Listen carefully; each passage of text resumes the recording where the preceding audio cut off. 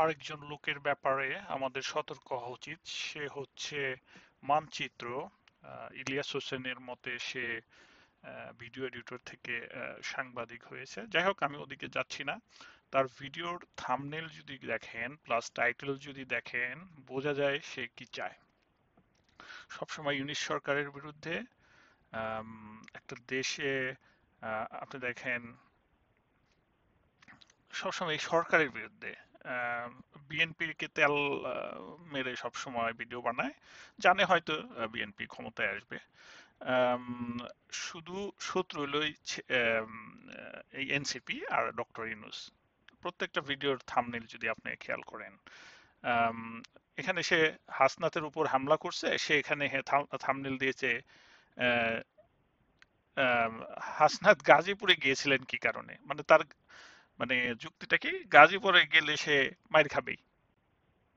ইউরোপীয় ইউনিয়নকেও সন্দেহ করতেছে। তারপরে আহ,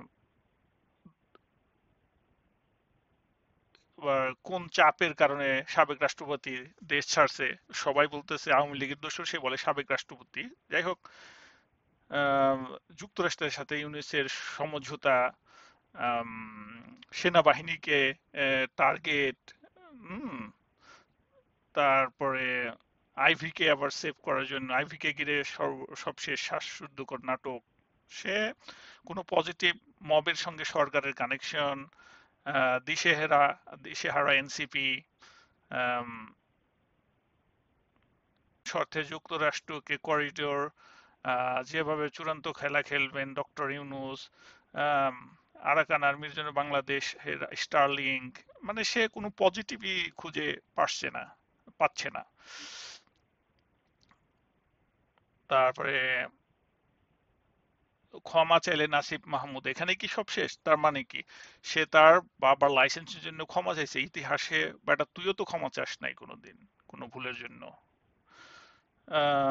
শুক্রবার আসছে নতুন কিংস পার্টির চমক, দেখেন এটা। তারপর আসছে কাতারে প্রধান উপদেষ্টায় ছোট করলো কে? মানে কোথায় ছোট করলো?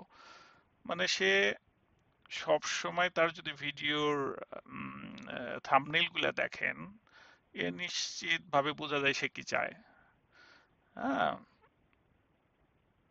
তারপরে সে মনে হয় তার এমন হতে পারে সে এই সরকারের সবসময় আর ছাত্রদের সবসময় একটা আহ, প্রতিপক্ষ নিয়ে হয়তো ভিউয়ের জন্য আওয়ামী লীগের যারা আছে তারা তার ইউটিউব চ্যানেলগুলো হয়তো এখন বেশি দেখে।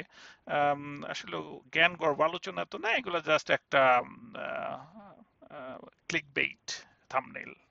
সো এর ব্যাপারে সতর্ক হন, এদের আসলে ইনফ্লুয়েন্সিয়াল কেউ না, জাস্ট সতর্ক করার জন্য বলা।